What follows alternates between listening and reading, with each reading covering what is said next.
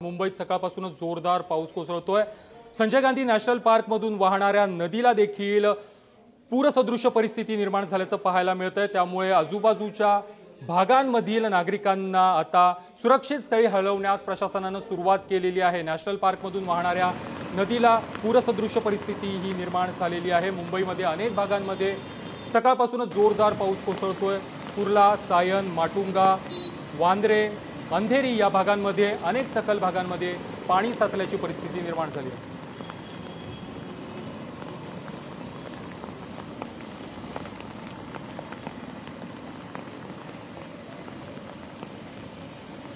मुंबईतील बीकेसी मधलं हे पाणी आहे, ज्या ठिकाणी मुंबईचं नवीन ऑफिसेस आपण म्हणूयात त्याचं हब जे बीकेसी आहे या ठिकाणी देखील पाणी साचलेलं आहे। आणि या भागामधील पाण्यातूनच आता वाहन चालकांना रस्ता काढावा लागतोय, वाट काढावी लागतेय। बीकेसी मधील हे पाणी